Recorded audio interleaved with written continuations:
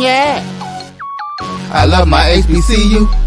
And boy, I love it, love it. I love it, love it. I love my HBCU. And man, I hope my team they won. Yeah. I hope my team they won. Yeah. Man, I hope my team they won. I hope my team they won. Yeah.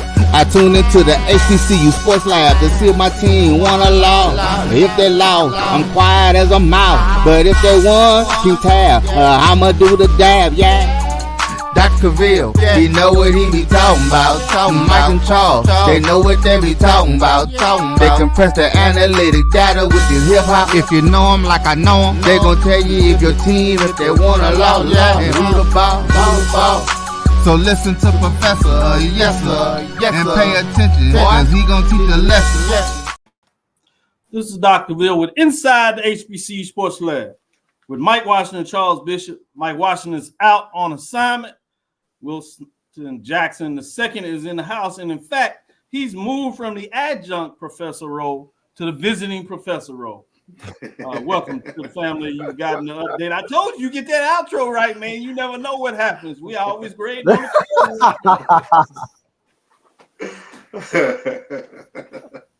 for sure. I'm just glad. I'm glad to get that bump. I know it. You know it. Hey, that bump is always good. It's coming into the holiday season, so it's gonna do something. A little gas money, a little some extra socks or two that you can buy for Christmas. Something. Maybe you can buy some nachos Absolutely. At the game. Charles, how you doing today? Doing well, Doc. First and foremost, I want to send thoughts and prayers to our friends and family in the path right now of the tropical disturbance out in the Gulf that looks like it's going to strengthen into a hurricane. So definitely want to send thoughts and prayers to those individuals, because tell you what, just going through that experience is not fun. So whatever you have to do, hunker down or get out of there, make sure you do that.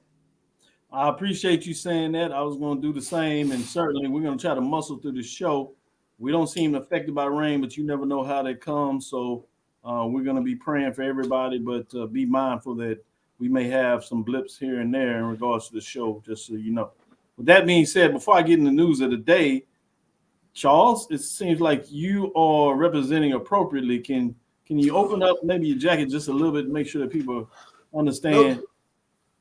Yeah, I like that. Yeah, I got it. That is my job too. I appreciate that. It's timely to see that shirt today. Mine too. Everybody knows what today is the debate. We won't get too far into that, and hope folks resonate and make, more importantly, versus whatever happens to debate tonight, is make sure they go out and vote. Very timely to make sure you do that. Obviously, folks that are connected with historically Black colleges and universities, as well as the Black community, the Black diaspora in America, understand the importance that what folks fought for is for you to have the opportunity to vote. So I think it's part of your duties as people associated with those that had supported that from the past. That being said, Charles, what else is on your mind today? No doubt, we got SWAC, Football Weekly Honors. Let's take a look. The SWAC has tabbed Grambling State's Miles Crawley, Alabama State's Traquan Thomas, Southern's Joshua Griffin, and Xavier Tisset, along with Jackson State's Cameron McCoy, for SWAC Football Weekly Honors for their outstanding performances during this past week of the regular season competition. Let's take a look at the Offensive Player of the Week. Miles Crawley, career day in Grambling State's 37-20 win over Tuskegee. Threw for a career-high 304 yards and 4 touchdowns, 16 of 26 passing. By halftime, he had helped Grambling craft a 37-3 lead, throwing for 297 yards and 4 touchdowns before the break. Huge game for Miles Crawley. On the defensive side of the ball, Traquan Thomas for the Hornets registered 6 tackles, including 4 solo stops this past weekend for Alabama State, as he contributed 3 sacks and also forced 3 fumbles during Alabama State's 24-3 win over Miles. We take a look at the specialist, Joshua Griffin from the Southern Jaguars. He connected on 3 field goals during Southern's 42-10 win over Savannah State. He was successful on field goal attempts of 38, 44, and 49 yards, along with 3 extra point attempts during the contest. And we have newcomers of the week this past week. as Cameron McCoy for Jackson State. He rushed for 107 yards and a pair of touchdowns on just 6 carries and passed for another 100 yards. He was 5 of 9 passing with 2 touchdowns during Jackson State's win over Lane. He scored on runs of 20 and 60 while also completing a touchdown, throws of 1 and 28 yards. The other newcomer of the week, well, this will be an interesting matchup, is Mr. T-Set, Xavion T-Set. He entered the game midway through the second quarter and never looked back, throwing for a career-high 316 yards during Southern's non-conference win over Savannah State. He also contributed 3 passing touchdowns while connecting with 8 different receivers during the contest. So those are your SWAC players of the week. Great points. Kudos to the SWAC players of the week. And as you said, there's a big matchup. We might get into that at the last segment, and you made mention of how that may be even more interesting. With that being said, let me go to Wilton. Wilton, what's on your mind in terms of HBCU sporting news of the day? Dr. Cavil, I'm just, like I said, I'm ready for another week of college football. Charles kind of alluded to it. It's a big game this weekend. And, I'm going to be honest with you. Of course, last week we were talking about how are some of these D2 schools are going to stack up against Division I schools. And some of them, for the most part, handle business. Well, most of them handle business like they were supposed to in most cases. So I was kind of excited about that. Some I'm still a little worried about. Alabama State being one, even though, they only scored 24 points against Miles, but they got the win. Still some concerns there. But I'm excited for another week. I'm also looking at that Norfolk State game this week, Norfolk State and Hampton. Really excited to watch that one. And then just another great week.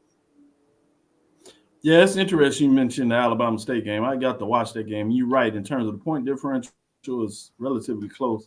But if you had a chance to watch that game, a majority of it, it really wasn't that close. They dominated that game, particularly defensively. And I just thought Miles would be able to do more offensively. But, two data points, as Mike would like to say, it's always hard. And I remind folks after week 1, Charles always tell folks to get off the ledge. You talk about moving from week 1 to week 2 to improvement. A freshman third-string quarterback, essentially in a fourth-string.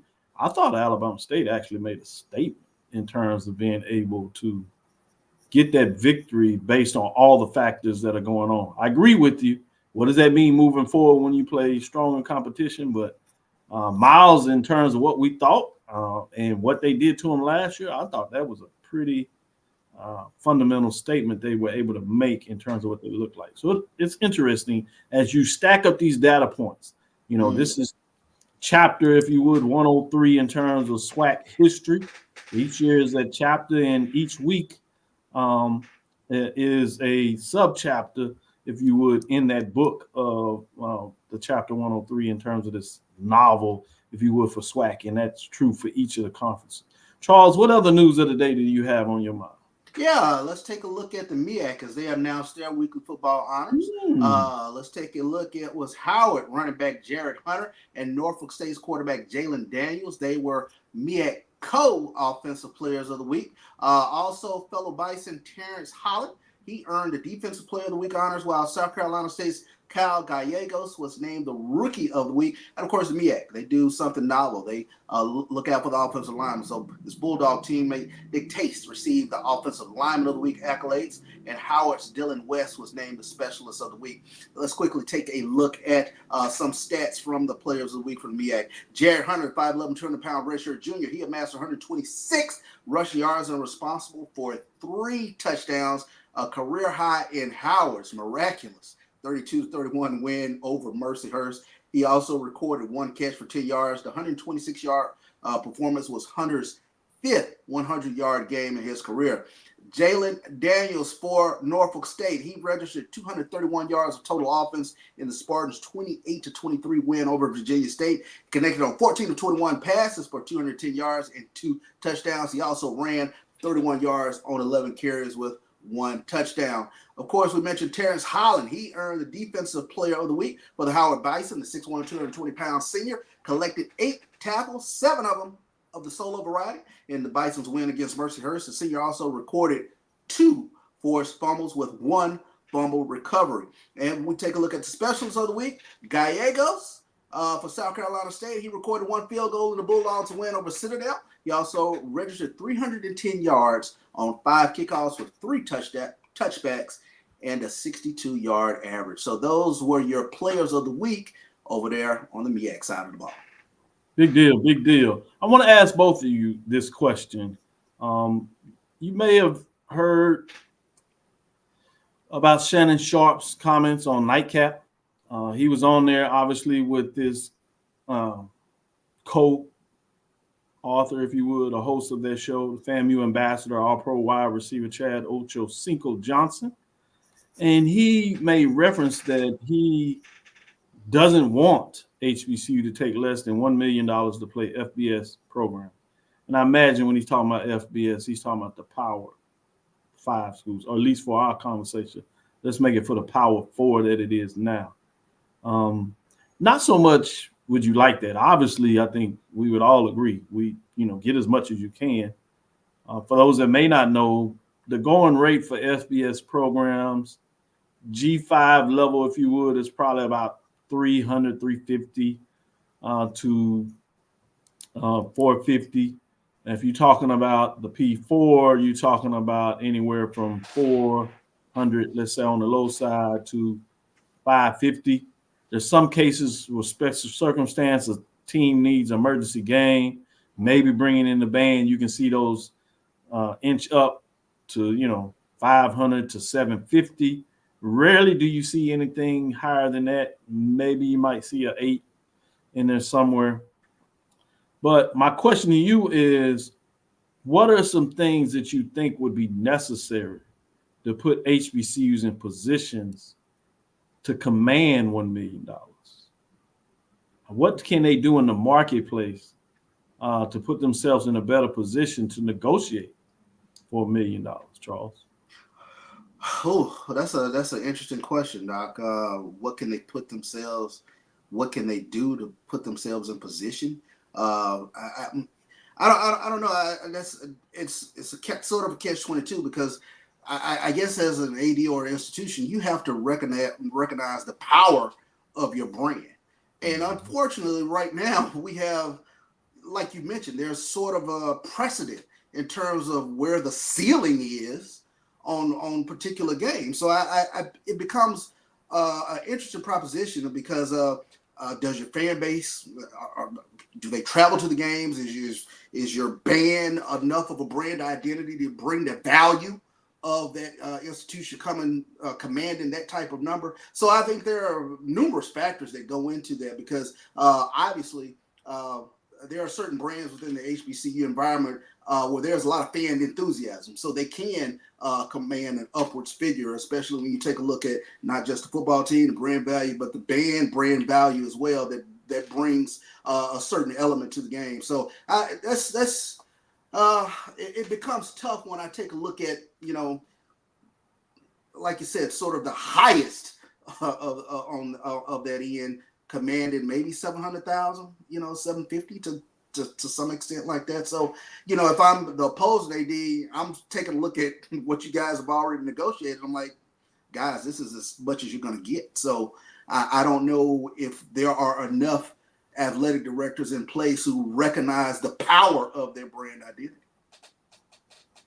Wilton, do you have any thoughts on that? How, again, not whether they should, but how do you create an environment to negotiate, $1 million? Dr. Cavil, I think it's tough, but I'm going to add to something that Charles said that he kind of was going to probably allude to as well. I think it also depends on how well your program is in the particular conference that you're playing in. If you're a program that's constantly competing for a championship each year, like say, for example, over the last couple of years, before last year, FAMU, like you look at a program like FAMU and the SWAC, if you're them, you're going to be constantly looking to make, if I'm an AD looking at my program and FAMU is my program, I'm looking to say, what, we're constantly competing for a title or a division crown. We have a strong fan base. Our fans are going to travel. We have a lot of fans across, different parts of the country. And then it also, I think it depends on what team you're playing and what part of the country they're in too, because if that maybe could potentially play a role in the type or the number of fans is going to come to the game. So, like, for example, it's a lot of FAMU fans across the Southeast. It's also a lot of FAMU fans in DC. It's a lot of FAMU fans in a lot of major cities. So if you're playing a team that's in like a major city or within a major region of the country, and you're a strong team within your country, I think as an AD, you could potentially advocate for a little bit more. Yeah, I'll give you the cheat code. But let me say this first. Tennessee State played Notre Dame, and they were able to get close to $1 million with everything, and they added some research. It was a niche kind of game when you think about Notre Dame, quasi-independent. I don't even like to call them independent because they played several games in ACC, but quasi-independent. Right. It was the first time that Notre Dame was playing the FCS program. They picked Tennessee State, but it has a lot of history in terms of that connection, and they were able to do it. But the cheat code answer is if and when HBCUs or a conference can move to the FBS level. Obviously, as an FBS program, you automatic pretty much command, right, $1 million, $1.5 million. For example, Northern Illinois was paid $1.4 million in their upset win over Notre Dame. People was readily available to tell everybody about that. Obviously, last year you saw it with Buffalo coming in there and doing that. So that's one way, but that's kind of the cheat code, right? The other way is going to be a lot more difficult, which is what you're alluding to. It's going to take all the HBCU, FBS, ADs, VPs of athletics, or a significant large enough group of them to come together and saying, hey, we are only going to play these games for this amount of money. And that puts you in a better bargaining position to be able to negotiate it over some period of time. At first, you might get pushed back, but at some point in terms of the natural dimensions of negotiations and things of that nature, you can put yourself in a much better position to get closer to that $1 million, if not the $1 million in terms of negotiating. But just wanted to kind of put that out there because I thought it was a different thing, because most folks and fans will come out and readily say, yeah, they should get $1 million. But I wanted to get the framework of what other schools are getting and how you have to consider about taking drastic measures to really put yourself in a position to get that $1 million. And it's not something that's evident. And that's why I wanted to kind of pick at y'all and see your thoughts on it. Great information there. Let's take our first break. We'll turn it to the other side, come back. Time to release the poll rankings. Major division poll rankings. And this will be pretty much, as we're looking at it, it'll be the last Tuesday we release the rankings this late. We're going to try something different. On Sunday, we're looking at releasing the poll rankings on Sunday during our Sunday show. So I'm going to have to stay up a little early, put all the data in. We're going to release Sunday, see if we can get it right out for you, which means we'll be able to push the mid-majors to Tuesday in terms of the rankings. So we'll see how it plays off and see what you're talking about, what that looks like. Obviously, I'm glad they put up their Southern at LSU, 750. Again, that was a niche, very unique opportunity. Grambling and Southern were the last HBCUs at the FCS level to play LSU, and there was a lot of political dynamics of saying that game must be played because the black HBCUs at the FCS level were the last one to play. That's because some folks in the area really didn't want to play LSU, probably because they didn't play them previously when during 60s, 50s when the talent pool was much differential. So it's interesting to see all these dynamics that play in this. But let's take our next break and get back into the major division as we release it for, it seems, the last time on Tuesday, at least for a while, as we move to Sunday releases. Charles, I got you with that one. Kind of like that. Yeah, I asked you. With that, stick with me right back after this break, and I'll get your thoughts on the other side, Charles. Choice Hotels is a family of brands that helps you get the most for your money so you can be any traveler you want to be. You could be a free hot breakfast hero at a comfort hotel. Yes! That's how you waffle. Mr. This Script got a plot twist at a Radisson hotel. A business big leaguer. Go for key. Even the ultimate pool float inflator. With 22 brands and the best value for your money, Choice Hotels has a stay for any you. Book direct at choicehotels.com, where travels come true. Gotta get the corners.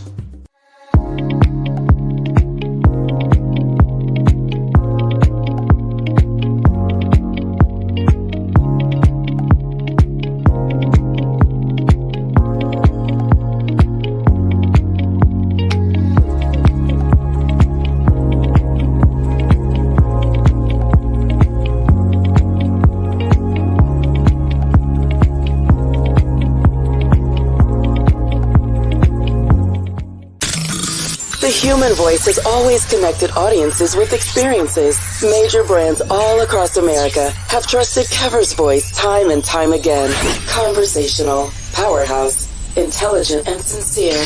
That's the voice you need for your creative marketing process. KeaversVoice.com. Cover's Voice, Cover's Voice, CoversVoice.com. Always on, all the time. Since 2002, Empowerment Resources, Inc., a nonprofit organization, has empowered more than 1,500 youth and adults in Duval and surrounding counties through its programs Journey into Womanhood, Girls Mentoring, Life Skills for Teens, and Parenting Education Coaching. To get involved with programs, volunteer, or donate, visit www.empowermentresourcesinc.org. Follow us on social media, facebook.com/empowerment.resources and instagram.com/empowermentJAX. At Automasters LLC, our mission is to serve our community by providing quality automobiles at affordable prices.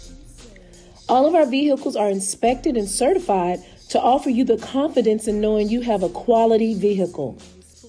Our goal is to provide you with a seamless process and positive experience for your automobile purchase. Financing recommendations and specific vehicle inquiries are available at your request. You can find us at www.automasters06.com and follow us on Facebook and Instagram.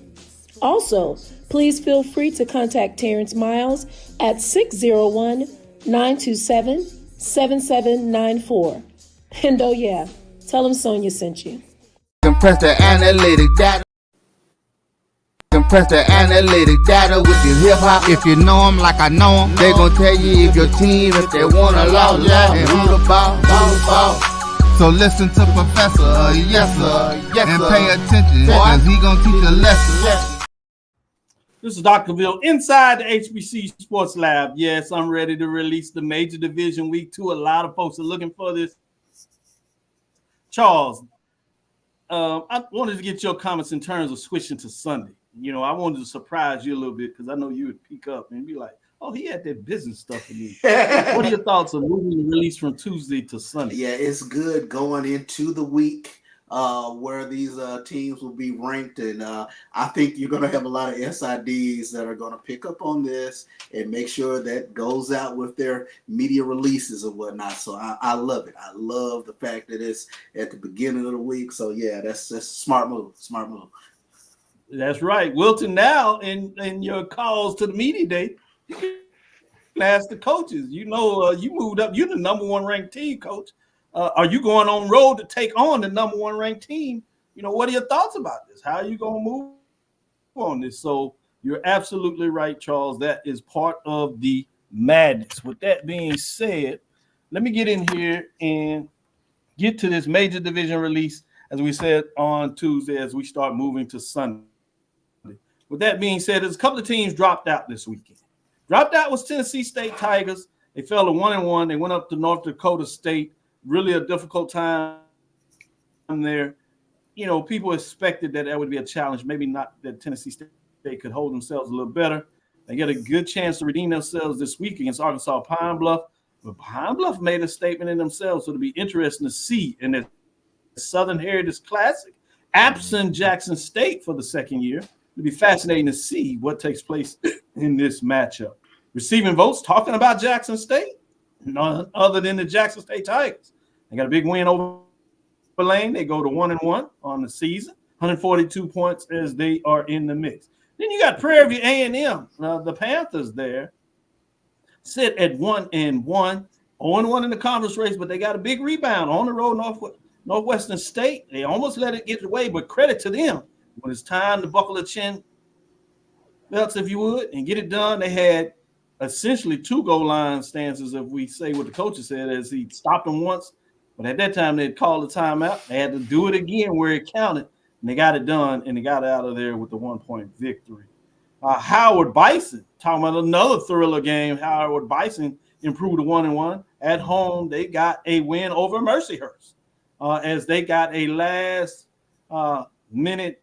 game-clinching field goal. This is after they blocked a point after where Mercer took the lead, and All-American cornerback went and ran it down and ran it back and got the 2-point conversion such that the field goal would put them in position to win. Exactly, Charles. We talked about that Sunday, and you talking about Gallup got it done. Wild weekend there. Let's get into where it really gets good.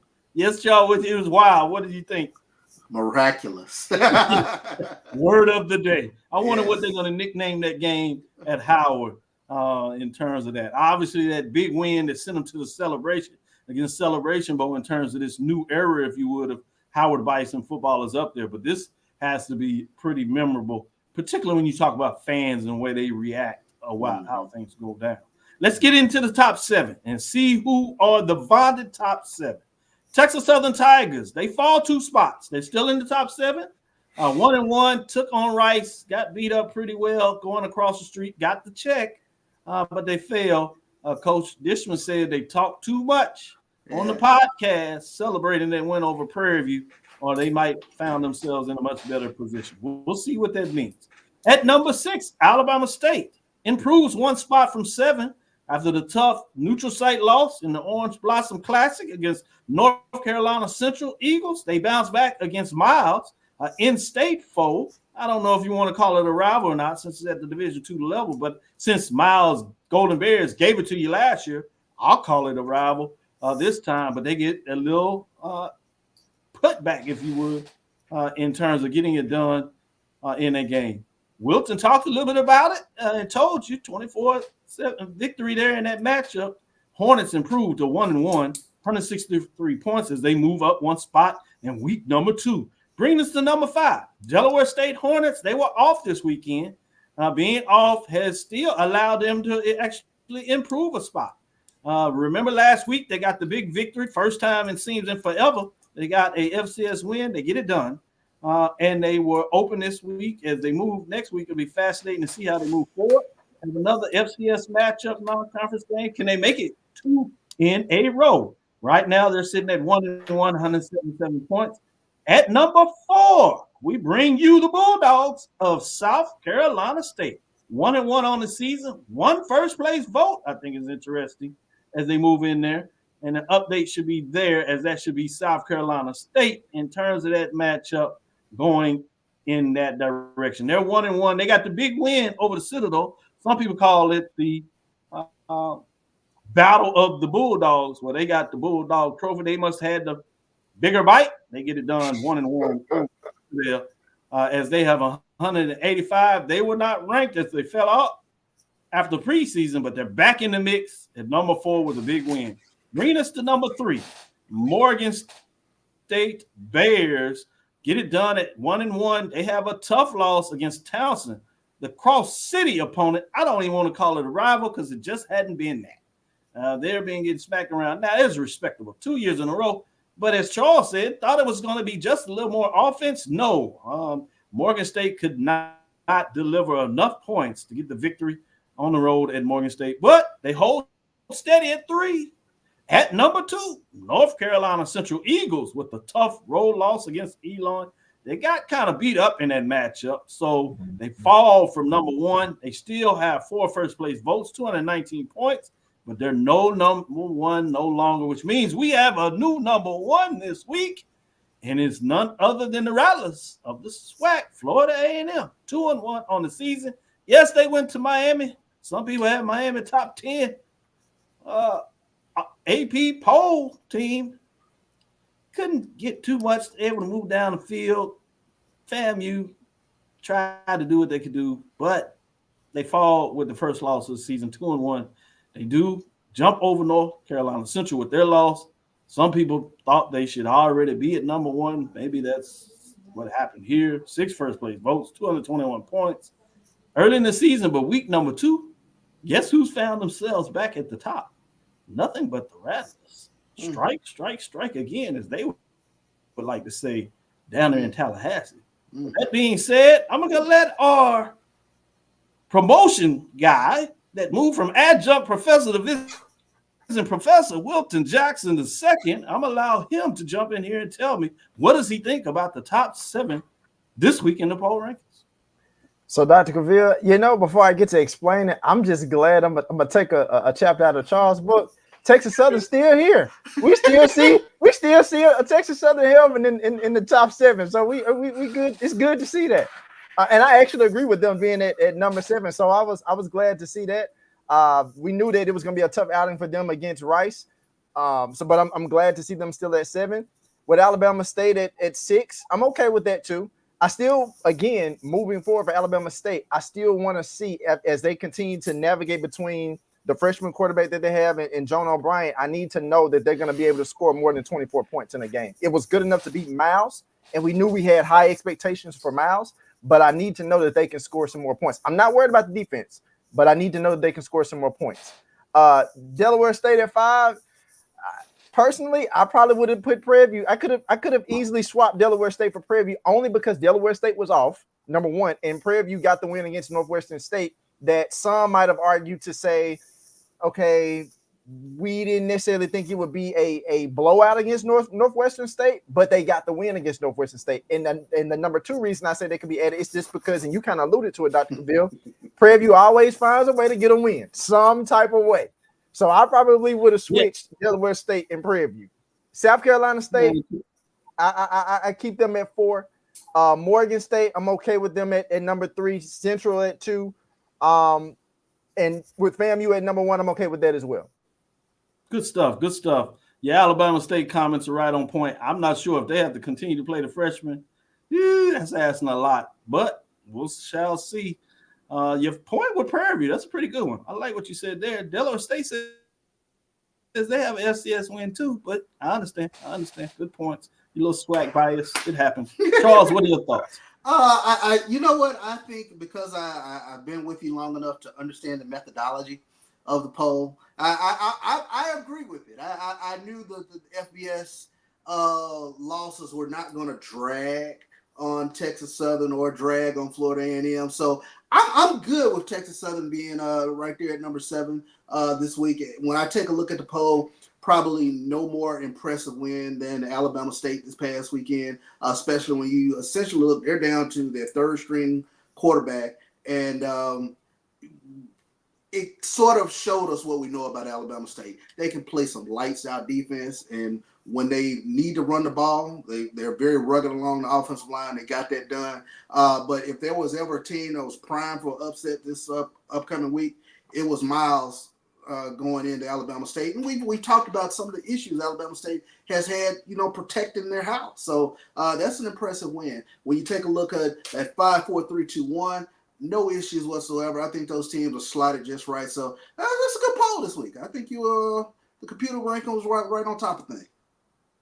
Thank you, Charles. We'll see what you say next Sunday. I know you'll be in Mississippi, and the weather might play havoc with you, but we'll see if we can get you on the show. As the viewer said, cut down on your glasses of wine so you can get up Sunday morning. Victory or not, we need to see you, Charles. Yes. Just make sure you give me your update of the Sunday version. Yeah, I love a good bottle of vino, Doc. So yes. With that being said, we have a great guest talking about Jackson. Wait till we get to the other side. Be right back after this break. Hey, grab me one too.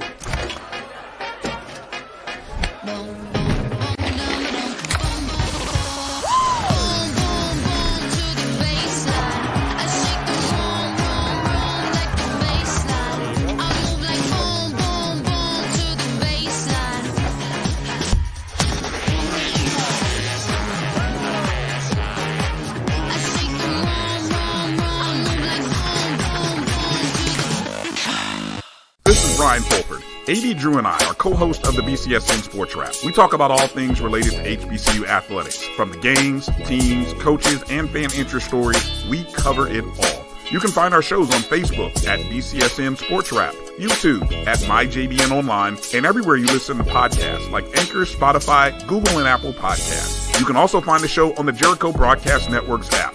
Make sure to download. We look forward to you joining the conversation and being a part of the show. This is the Dean of the College of HBCU Sports, Kenyatta Cavil of Dr. Cavil's Inside the HBCU Sports Lab with Mike Washington and Charles Bishop. Come mix it up in the lab where the course lecture is in session every Tuesday from 6 o'clock p.m. Central Standard Time on Facebook Live, YouTube Spreaker, or the BCSN app, as we discuss all things about the HBCU sports culture, including exploring the week that was in the sporting HBCU diaspora, as well as the upcoming week of HBCU sports. With me, the Dean, the College of HBCU Sports, on Dr. Cavil's Inside the HBCU Sports Lab with Mike Washington and Charles Bishop. Course lecture dismissed. Choice Hotels is a family of brands that helps you get... Hey, grab me one too.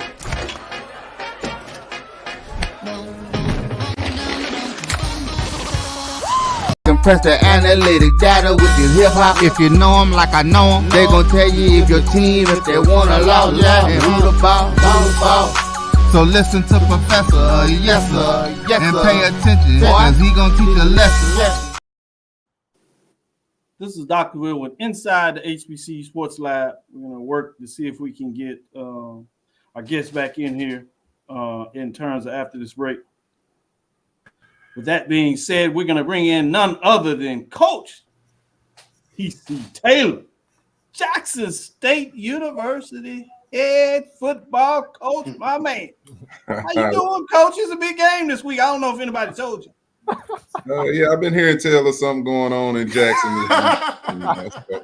Yeah, I know. That's at least what I heard. These guys won't let me know enough about it, which lets me know, Coach, I know you don't get into these poll rankings. You know what I'm saying? You want to be ranked at the end of the season when it counts. But, I did have you in the top poll ranking this year, preseason 3, tough opening game. Things didn't work out. You're right on the outside coming in this weekend. But I'm really not going to ask you about the poll rank. What I want you to let you know that these two Jackson folks were actually mad because I had Southern in the bottom 21.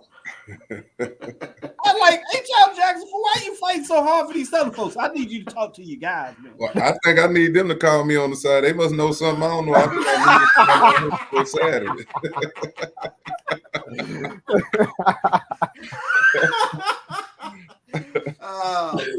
So, Coach, before I let them take over and really get in some questions, because I think it's fair to let family really get the chance to have time to let everybody else know about T.C. Taylor. But the question I do have for you, the talk is for Coach, and this is Coach talk, and I know what it is trying to get the players to focus on the game at hand.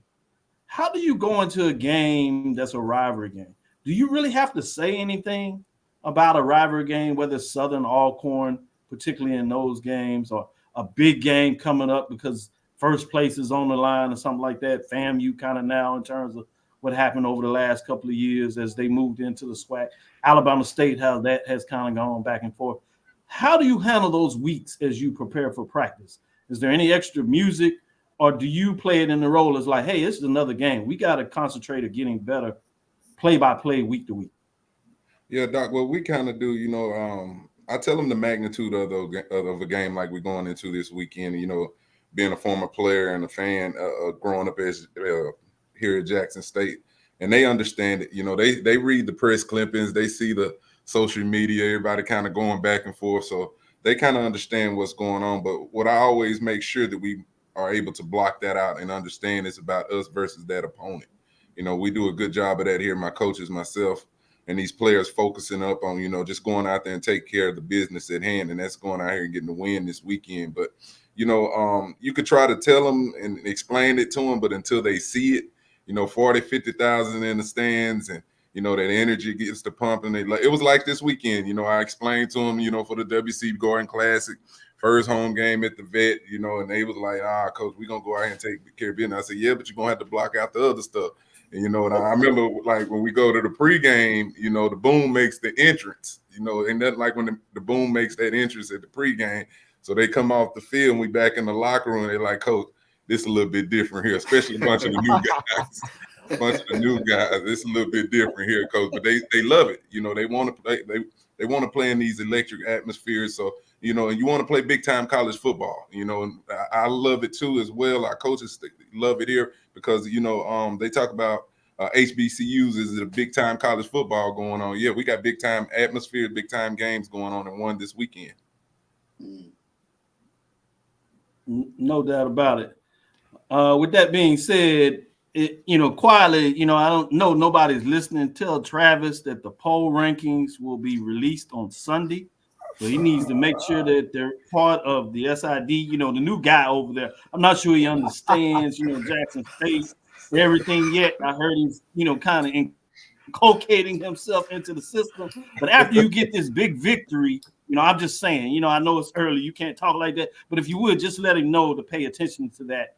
Because, being outside the top 10 win, you probably get in the top 7. That's a big deal. Doc, I'll let y'all handle all. That's why y'all got those big time jobs and dealing with all that.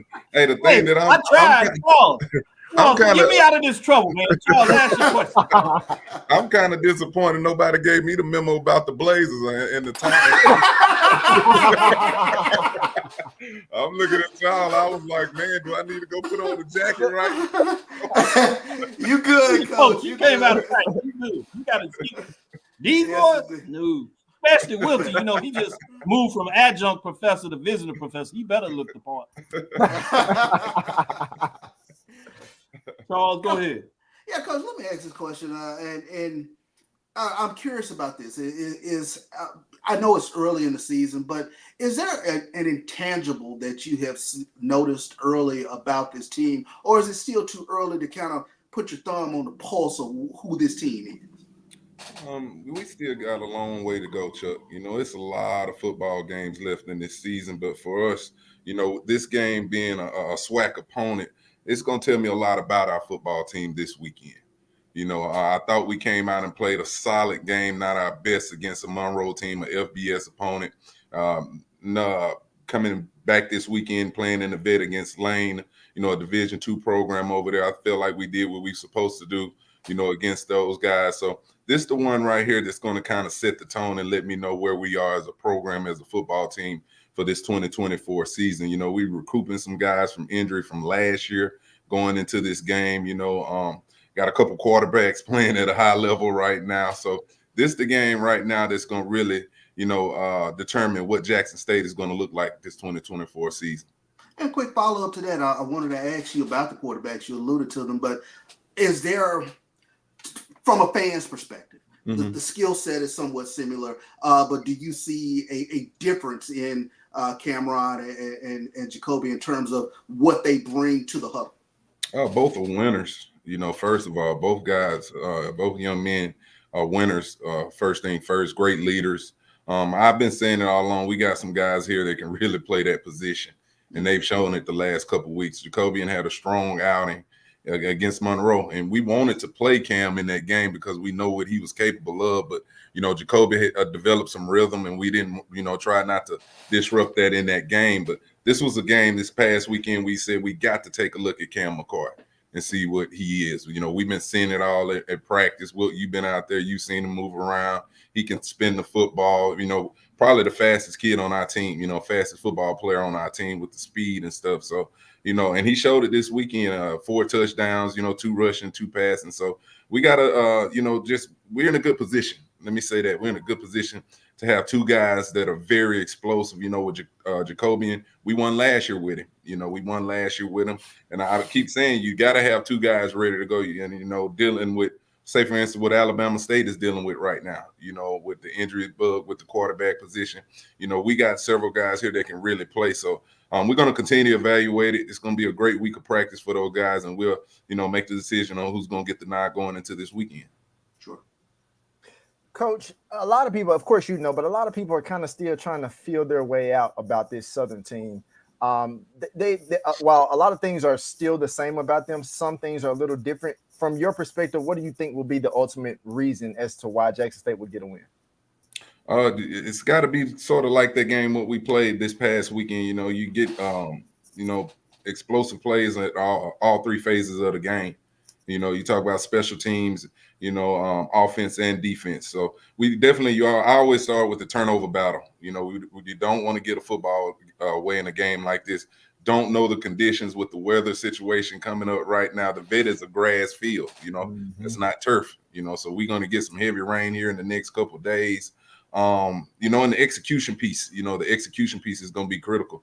Who can put the best plan together for us coaching staffs, and these kids can go out here and execute that plan. So I think that's what it's going to come down to. And defensively, you got two really good defenses from what I'm seeing. Southern has been doing a great job. They got some stout guys up front. Our defense has been playing at a high level. So, the team that can keep people out of the end zone and the ones that can execute better, and the team that doesn't turn the football over. Quick follow-up to Southern, obviously a heavy-based running team. When you look at that, and like with the conditions, with the field in terms of, it could be messy on the field, running, being able to stop the run could be a big issue. What's been your message to your defense specifically along the line, and especially that linebacker position? When you get hands on them, get them to the turf. Get them to the turf. It's the yards after contact for us. I really emphasize that weekly with our guys. That was one of the deals we wasn't very successful against Monroe. They had a lot of yards after contact. Those guys over there, those young men ran the football hard, and we was, there, with making some tackles, but then it was times we were melting off guys. So we got to get them to the turf, especially in these kind of conditions that could potentially be happening this weekend. So that's the big emphasis. There's been more tackling drills in practice this week, and just getting ready in case that, the conditions are like that this weekend. With that being said, let me ask this last question. I know your time's very valuable. We want to get you out of here because we don't want any of the Jackson State, the faithful, sitting up here. We took you away from your time. That's what. No, we don't want none of that. But in terms of this type of season with so many unknowns coming in, how do you attack the year when we as pundits, we try to break down everything, ask these questions. With that being said, how much are we off base? Where do we need to go to be able to talk and provide more balance about coverage of Jackson State or the SWAC or HBCUs in football, if you would? I think the answer to your question is, for me, I know it's tough what you guys have to do. I was just sitting there as y'all was breaking down that poll. It's so early in the season. Your reps on the line. Reputation's on the line, but it's like I tell my team and my coaches, let's just line up and play the games. Let's play the games. This is going to be, I think, one of the most exciting seasons this season because, like you said, it's so much uncertainty. It's a lot of dark horses out there. You don't know what's going on down in Daytona. You don't know what's going over there in Huntsville. You flip over to the other side. Alcorn is 0-2 right now, but they gonna have a solid football team when they jump into the conference play. I think this thing can go either way, once the conference play start, we get into conference play for as this league as well as the MEAC conference. This one, it's just this season is wide open. I thought last year, Willie had a veteran team over there. It was a veteran football team over there at FAMU, and they're playing good football right now. Coach is doing a great job getting a lot of new players starting to gel together, but it's just so much uncertainty. So you just gotta. It's week in, week out. You got to bring your A game. For each and every one of these programs. Charles, you want to ask a quick one? Yeah, really quick question, TC, and as a play caller, are there any emerging trends that you've seen in football this past season, especially when you start taking a look at the way teams are motioning backs and motioning receivers and just trying to get more speed in space? Are there things that you have noticed or something that you can come back to let me see, can I incorporate this? Well, what you're doing, what you see a lot more now, these play callers are getting the ball in the hands of guys that can score touchdowns. That's what the name of the game is all about. You can sit up and dress up and scheme up all these great plays, put the eye candy with those motions and stuff you're talking about. But when you hand the ball off or when you're throwing it, it better be going to your most explosive players. And that's how we look at it over here. That's how I go about it as a play caller. Get the ball in the most explosive guys' hands and let them do the rest. And I always said it, I've been doing this a long time. It's not about the X's and O's and the N's, it's the Jimmys and the Joes. Those are the guys that's going to get you over. If you don't have Jimmys and Joes, I don't care how great of a play caller you are. You out there just, fighting a winless battle. But the motions and stuff that helps. With the way these linebackers play in our league, they get downhill, play fast now. The game has changed. The game has changed so much from what we remember. I remember fullbacks having the big neck roll and everybody running lead. You got 260-pound linebackers and stuff like that. Doesn't exist no more. You got linebackers now that are like 210 pounds, but just can fly, but still bring, a lot of brings a lot of contact to the game. You don't see. You tell me something. When the last time have you heard of somebody recruiting a fullback? Yeah, What I mean? that's a good point. Don't even it really exist no more because the tight end now position is just into this as a receiver now. A lot of these tight ends just want to play receivers. They're not really interested in blocking. So you just try to evolve with times, and as the game continue to evolve, you just try to stay up with times and to continue to grow as an offense. You don't want to be stuck doing the same things you did the previous years because these teams and these coaches are getting so smart. They study tape, so you got to continue to evolve as play callers. Sure. Good stuff, Coach. Before we let you go, it would be interesting. I know my folks down there at FAMU, they plan to do two-peat in Atlanta, start in Atlanta, finish in Atlanta. You got Roy over there, AD, Brian, Kelvin, to name a few. And then, my side, there's something about, Prairie View, Texas Southern. It'd be interesting first time over there. But I know Charles and Wilton and D and Lynch Street folks, they love to find a way to come back to Atlanta. Particularly if it was a rematch against North Carolina Central. It's something about that T.C. Taylor, Trey Oliver. I think it would give the media a lot of talking points. So I'm just saying, fair warning, see what it look like, challenge, as they say. But in all seriousness, good luck on this season. Go do what you do, Coach. Particularly appreciate the way you're a builder of men and women that are around the program in terms of athletic trainers and things of that nature. So keep building, standing tall for Jackson State University. And appreciate your time, Coach. All right. Thank you guys, man. I really appreciate you. I tell you all the time, appreciate what you guys do, man. It's not going unnoticed. Anything I can do anytime you want me on here, I'm here, man, ready to go. I appreciate you guys. Next time we'll give you the Blazer memo. I be thinking about that, but I don't want to get too far ahead. Now that's real talk. Last year we had to start in Atlanta, finish in Atlanta. So now we're just taking it quarter by quarter right now. There you go. That's how we're looking at it. Real talk. Yeah, well, I have the plane ticket there, but now I messed up. Now I'm looking to make sure I have my hotel. I was planning to get down there, but we'll see how it works out. If not, I'll make sure I send Charles to represent for inside the HBCU Sports Lab. With that being said, take care, Coach. We'll see you on the other side. We'll be right back after this break. All right. Thank you, guys. If you think all pads are exactly the same, think again. This is Always Ultra Thins reinvented with the Always Triple Protection System. This pad wicks gushes 90% faster, absorbs even more so you can feel dry, and locks odors in. Rethink your pad for up to 100% leak-free and odor-free comfort with the totally reinvented Always Ultra Thins. This is always like never before. The Cavil Group is a Florida-based marketing and training consulting firm.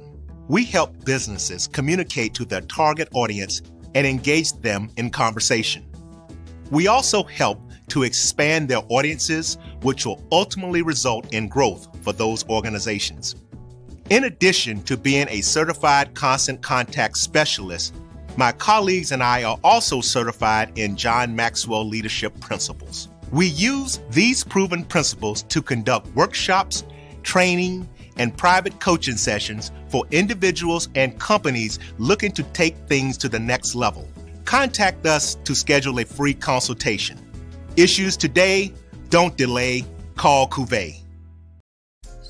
At Automasters LLC, our mission is to serve our community by providing quality automobiles at affordable prices. All of our vehicles are inspected and certified to offer you the confidence in knowing you have a quality vehicle. Our goal is to provide you with a seamless process and positive experience for your automobile purchase.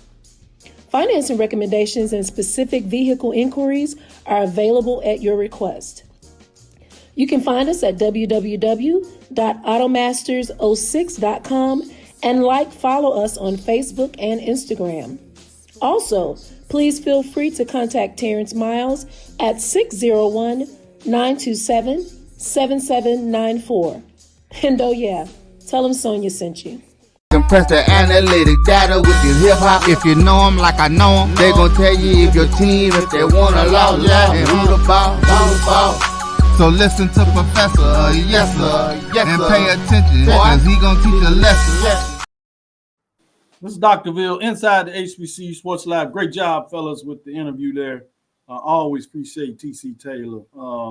You talking about history in terms of what he brings to the table. Fascinating. Always pushing for him to see him do well. With that being said, this last segment, let's focus on a couple of games that have your interest this week.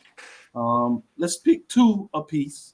There are a couple of matchups that I'll put out there just to put in the ether, and you can decide if they grab your fancy or if you want to go off the radar. I'm not going to go with the FBS HBCU matchups. You know, I just have a thing about it. We kind of open the show with some different thoughts in terms of quote unquote money games. But there are some matchups, two games in the SWAC, one in the MEAC in terms of HBCU D2 matchups. So we'll see that again. All of these feature the SIAC, intriguing enough. So we'll see what that looks like. But there are a couple of matchups in terms of FCS, HBCUs against historically white college, HWCUs, as I like to talk about, Wagner, Delaware State, Alabama State, Sanford. Some of those games you got to keep your eyes on. Grambling and Texas Commerce. Conference game in terms of that type of matchup is North Carolina and Delaware, North Carolina A&T. In Delaware, I should say. You got Mississippi, Murray State, to name a few of them. You also have, as I said, those D2 matchups, Edward Waters versus Alcorn, Morehouse versus Howard, in terms of what that looks like. So I'm fascinating to see where that may go in terms of those type of matchups. Charles, what's on your mind? What piques your interest this week? And one more I'll talk about in the MEAC is a big one for me also is that Hampton versus Norfolk State. But where are you going this week? Well, I think that was one that I was taking a look at is Hampton and Norfolk State in terms of looking at that Battle of the Bay. That's going to be a fascinating matchup to me. The other one that I'm paying attention to, and I'm always paying attention to the regionality of the SWAC and Southland games, especially when you take a look at Prairie View last week, good road win. But Grambling going to Texas A&M Commerce, I think that's one that I'm going to pay attention to. Texas A&M Commerce's quarterback threw for over 400 yards this past week, so it'll be a good test for the Grambling secondary. So those are a couple of games that I kind of have an eye on. And honorable mention, Edward Waters at Alcorn. Alcorn opens up things on the reservation this weekend, so it'll be interesting to see if you continue to see that SWAC SIAC dominance.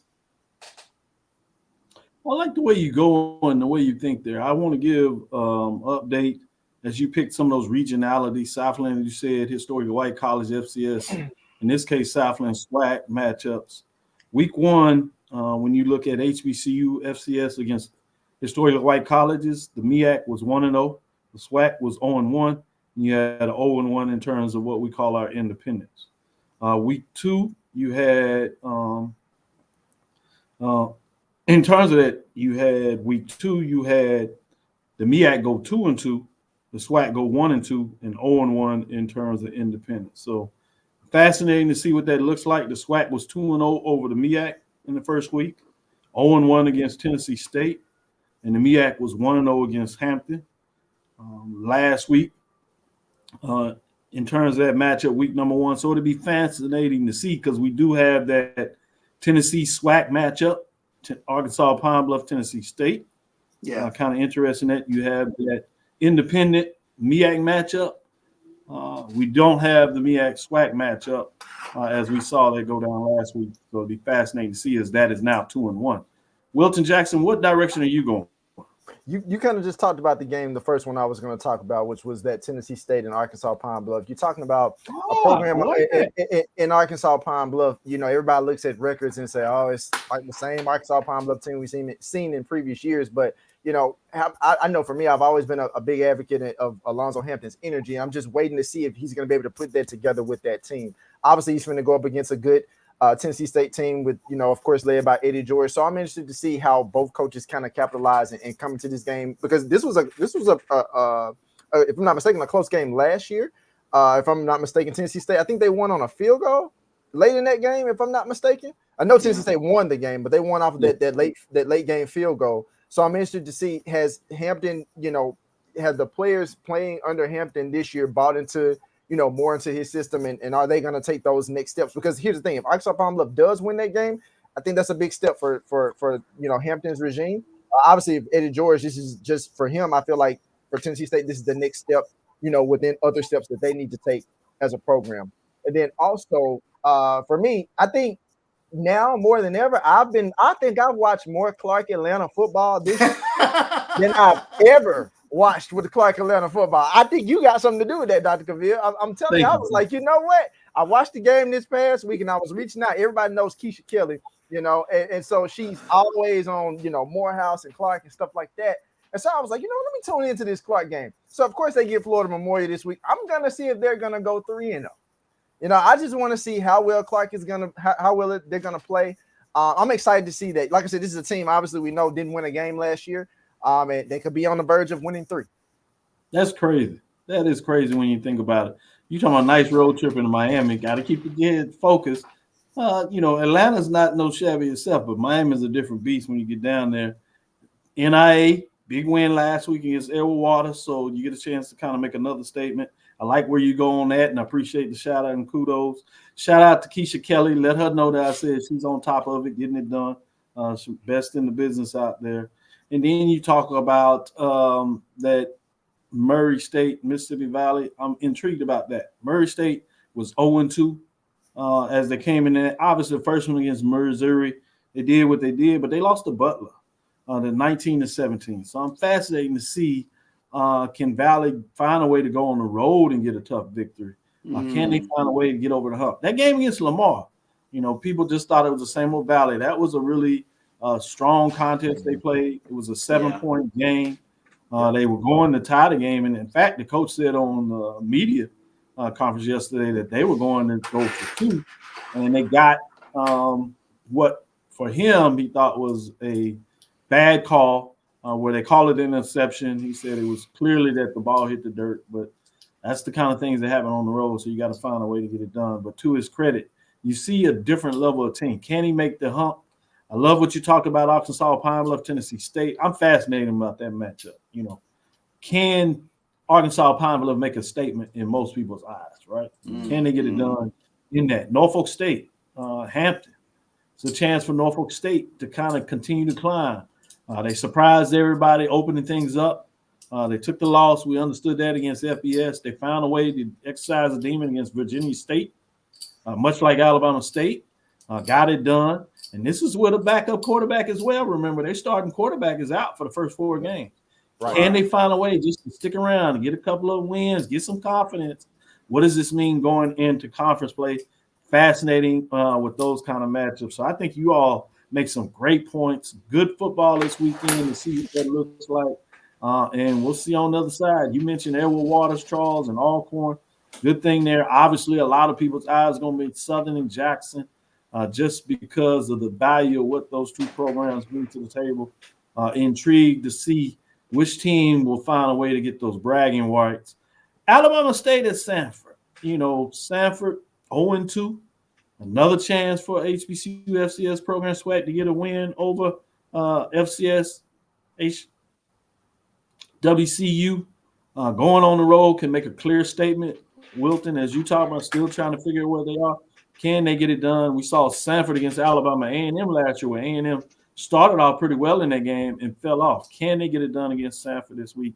Delaware State, as they got the FCS win, can they make another statement and continue to raise people's eyebrows? So I'm fascinated to see some of the key matchups this weekend. Panther, Clark Atlanta, Florida Memorial, intriguing, Kentucky State. And we'll talk a little bit more about those D2 programs on Thursday, so check it out. Tomorrow, remember, we have the Independents with Dave and Jeffrey coming on and giving you some updates. So we'll do that. We'll see if we can get Wilton to stay with us visiting professors. We might have them in terms of getting us some stuff done with Kyle Mosley on Friday. We'll see if we can debut that. And don't be surprised if we find to give you something on Monday. We're trying to give you a wraparound, Charles. Monday through Friday. We'll go with Carlos. On Saturday, we do the game time also on Saturday throughout the season. And then Sunday, we're going to give you nothing other than Inside the HBCU and tell you everything you missed on Saturday as you will focus on your team. We'll tell you about the other team. And then we're going to unveil the top 7 in the major division. With that, we'll call it a close, Charles. Thank you for listening to Inside the HBCU Sports Lab. Make sure you share our podcast with your friends and colleagues. I am Dr. Kenyatta Cavil, the Dean of HBCU Sports, coming from inside the lab in the College of HBCU Sports with Mike Washington, Charles Bishop. Again, we want to thank you for listening to Dr. Cavill's Inside the HBCU Sports Lab with Mike Washington, Charles Bishop every Tuesday and Thursday. We'll be back on Thursday at 6 o'clock and then on Sunday at 9 a.m., all that is Central Time, as you know. We look forward to Thursday as we give you back in the news. But make sure you tune in tomorrow. Also on Friday, we'll get you going on your late night evening, getting you ready for the weekend as you get traveling. Tune us in. They'll give you the latest news of what is taking place to prepare you for your Saturday games. With that, also notice with Roy next Wednesday late at night, we're going to give you some business of sports and some talk like that as well. So with that, Kyle Mosley, Wilton Jackson, look for them on Friday. We're going to keep it going. Dream big. Continue to move forward. That's Dr. Kenyatta Cavil, Twitter, Facebook, and Instagram, DrKNYATTHCAVIL. Inside the HBCU Sports Lab 1 on Twitter. Inside the HBCU Sports Lab on YouTube and Facebook. We will talk with you soon. Charles. Of course. Wilton. Lecture. Dismiss. So you're going to keep that visiting professor tag. My black job is to let the people know.